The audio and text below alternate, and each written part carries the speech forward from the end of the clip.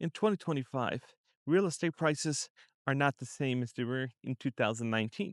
And in today's video, we're going to look at a shocking trend I'm seeing and a scam that's going on that is starting to kind of make the rounds on TikTok. And we're going to talk about that, and we're going to talk about real estate prices because I'm here in Las Vegas and construction is going crazy. And when I'm looking at construction and I'm looking at buying a house, a lot of the value comes from the location. It's not necessarily the house that it sits on, it's the land. And I'm going to have a lady come on here talking about Jubilee. And I don't know if you heard that or not, but this Jubilee company is basically leasing you out the land, and you only have to buy the house and then you'll be forever and rent it. So you're going to be basically paying for 99 years. You're going to be paying a land lease, but you own the house. So you take the responsibility. You basically take the liability and you're basically giving up control of the equity and the value. So let's watch this lady talk about. Let's talk about a company called Jubilee Homes. Here's their whole idea. You get to buy a home below market value, but they'll buy the land underneath it. And then you pay them rent every month on top of the mortgage for your home just to keep living on the dirt your home is sitting on. They call it a ground lease. Your rent would stay the same for the first 5 years, but after that, your rent's going to go up about 3% every single year, which means that your dream of home ownership is chained to a rent bill that's only going to get larger. And sure, you can just buy the land back later if you can afford it, but Jubilee isn't going to let you have it for the price that they paid. No, they're going to sell it to you at current market value. So if your neighborhood explodes in value, you're screwed. Say you get into a situation where you can no longer afford to pay your ground rent. Jubilee can then evict you off your property, and you're still going to be responsible for your mortgage. They're not alone. Companies like Safehold are doing the exact same thing with big commercial and multifamily properties. There are entire ground lease investment funds that are being built right now because Wall Street smells money. This is just another way for corporations to bleed every penny of profit out of us. If this becomes normal, we're looking at a future where no one truly owns a home or the land that it sits on, and that should piss everybody off. So you heard her. And this is going to be a trend because people are so eager to jump into houses. These people, I saw it during 2019 where there were 20, 30, 40 bids over asking price just to get into a home. And some of it has to do with great marketing, where it's like, you got to buy, you never lose money on a house. And we're going to talk about that later because the trend is swapping. But people are like, you'll never lose money on a house. You never do that. And it will always, the market will always bail you out. And we're going to see somebody coming on here in a little bit that this is not always the case. And so if you're gonna like, I need to, I need to go and get a house. I need to go and get a house. There's people like that, their whole mind surrounds themselves with that's what they got to do in life. And they're not going to sleep comfortably till they got that. And this is just so dangerous if you're going to get into a situation like that where you never be able to pay back your ground lease because you have the responsibility of air conditioner, you have the responsibility water heater. So you're taking over the liability, but the asset you're giving up. And of course, banks are going to love that. Wall Street's going to love that. But people are going to do it. People do it because if there's a product that people want, Wall Street's there to provide them. And people are just like, I'm going to do it because I want to be a homeowner. And yeah, now the question is, are you truly, truly going to be a homeowner, or are you just going to be a renter in a different form? And you're going to be a renter with more liability. So the question is going to be, are you going to be a renter with more liability? And it is just tragic to see that people get into stuff. They got into cars they can't afford. Saw it the other day, $1,500 car payments, $2,000 worth of car payments. And they're starting to look at their balance sheet and the balance still the same. And so nothing really changed. And then they're like, oh shit, I can't afford this anymore. And let me just give it back to the bank. But I made $20,000 worth of payments and it only got down like a few $1,000. So this is what we're seeing in the marketplace. And you've got to know what you get yourself into. And yeah, it's nice to have a nice house, have a nice car, do that, but that all comes at a price. You got to work for it. You got to make money in order to afford all those necessities or the stuff that you want to do with. And driving nice cars, owning fancy houses, is expensive. And people underestimate the cost of keeping houses, of keeping cars. Yeah, they say the first few years are going to be good. but the majority of the time, it's just going to cost you a lot to hold it. And this is what people don't understand. And then you hear the yappers and the chatters like, you never lose money on a house. You should get into one right away.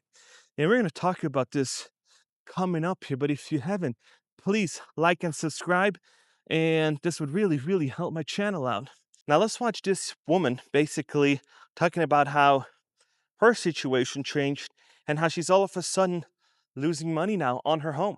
I am selling my house and losing probably about $20,000, maybe more, but let's hope not.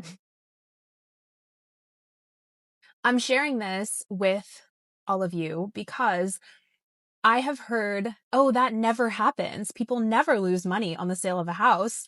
That's not true, especially if you purchased your house in 2022 or 2023 at the height of the market. I think if you're selling your house right now, dependent on what market you're in, you might be facing something similar. And I've seen a lot of people talk about that.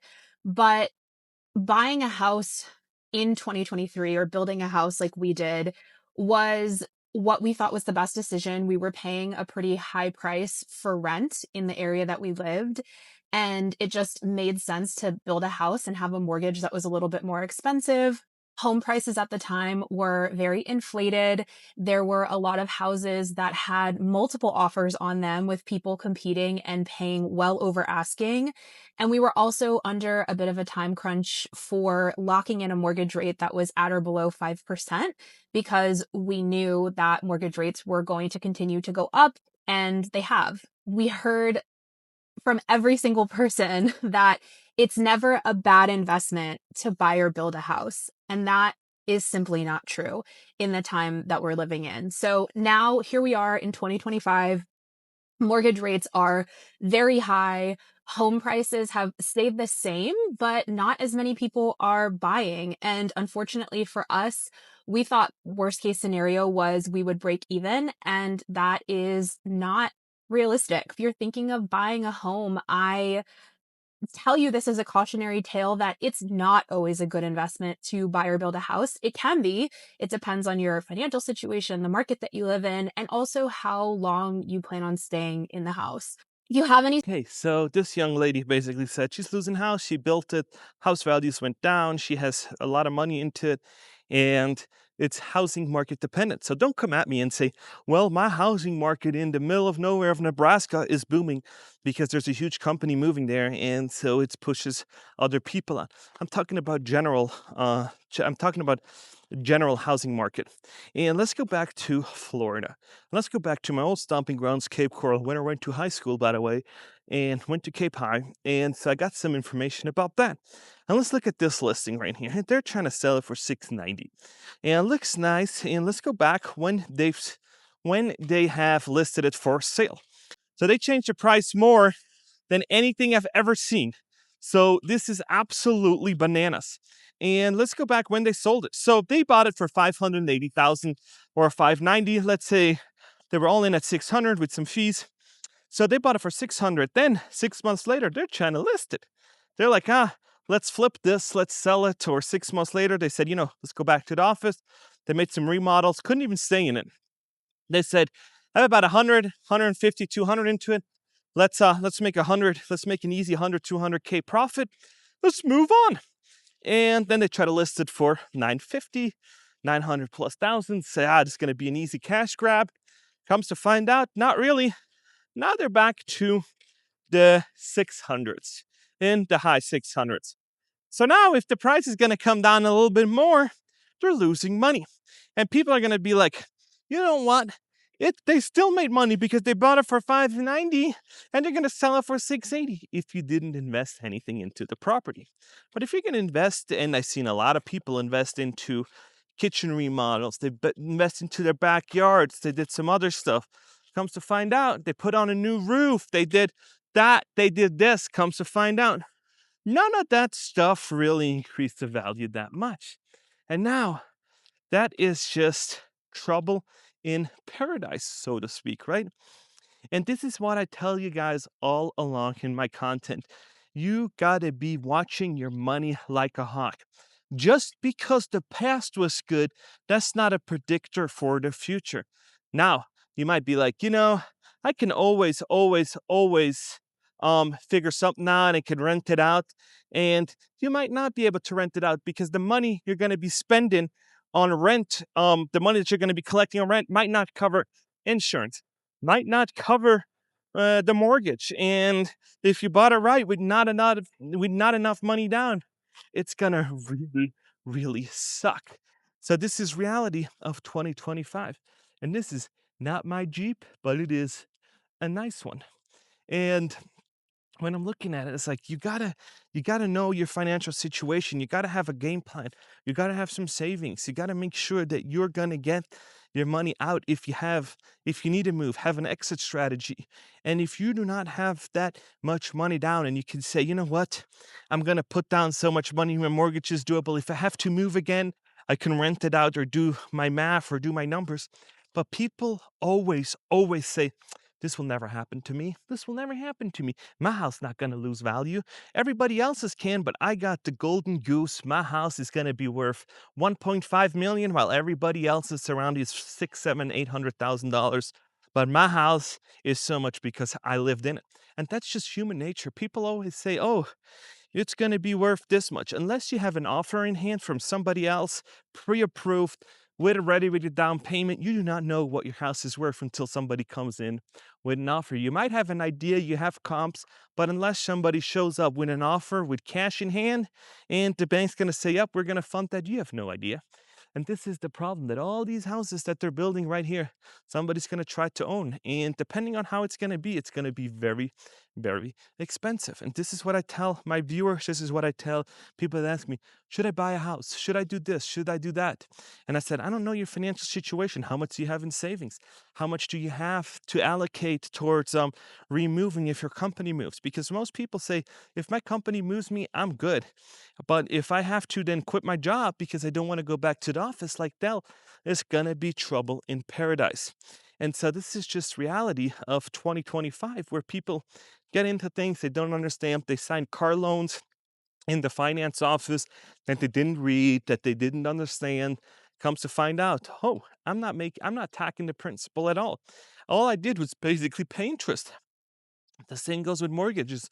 All the money, all the money that you're paying, is the interest is all front loaded. You're not going to tackle really the interest till about the 12 to 15 years. That's kind of where the cutoff is. That is going to be the time where it's going to take, where you're at the 12 to 15 year mark.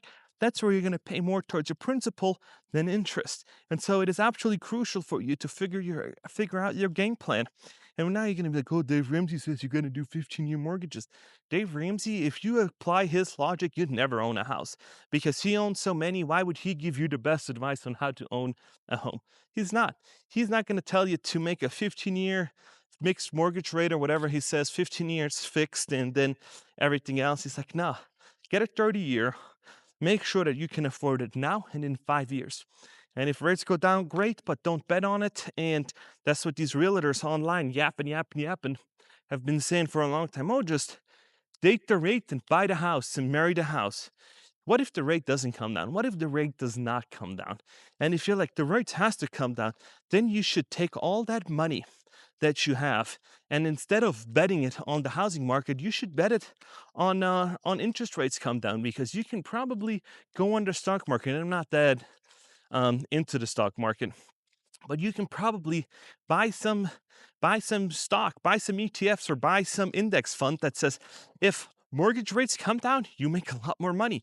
And so that's probably a better investment. If you're going to be yapping all about interest rates, date the rate, they're going to have to come down, they have to do this, and yada yada yada, you just don't know. And if you do know, you're probably better off betting in the stock market like that, like Burry did during the '08 '09 housing crash. But I hear it all along, people saying, oh, this is easy, you'll never lose money. Comes to fight out, you can. And now, you know how much it's gonna suck if you're gonna have to bring a $20,000-$30,000 check to your closing? Oh yeah, it's gonna really suck, because you can't just say, let's say you finance this little Nissan, and you're like, you know what, I hate it. And you go back to the dealership and it says, you just bought this. It's like, yeah, I did a year ago. I hate it. And they say, okay, you have 10 grand in negative equity. Let's just roll it into the next one. Let's lease it in 4 years, you're out. No, when you're going to finance one of these homes, they say your payment's due. And what does that mean? That means you're going to have to pay. You're going to have to bring something to the closing table. And depending on how it's going to go, you have to take out a loan, you have to do something. And then you might pay for your house that you don't own anymore because of misjudgment for another year or so. So this is just life in a nutshell when you're going to do real estate. And I'm going to leave it with that. And I'm going to tell you guys one more thing before we end this video. Know what you got yourself into. Look at your financials very closely. Look at how stable your job is. Look at how stable your job market is. Look at how the projection of your industry is. Is your industry growing? Is your industry declining? Be honest with yourself. There's no point of you lying about your financials. There's no point of you lying to yourself, because even I do that. When I talk myself into stuff, when I reason with myself long enough, it always makes sense. So make sure that you know what you get yourself into. Know, am I going to keep being able to afford this? Am I going to be able to make the payments? What if I lose my job? Is this the town that I can get another job in? Or do I have to go remote? And we all know remote's not there. So make sure you know what you get yourself into. And yeah, thanks for watching. Please like and subscribe. And I'll see you guys in the next one.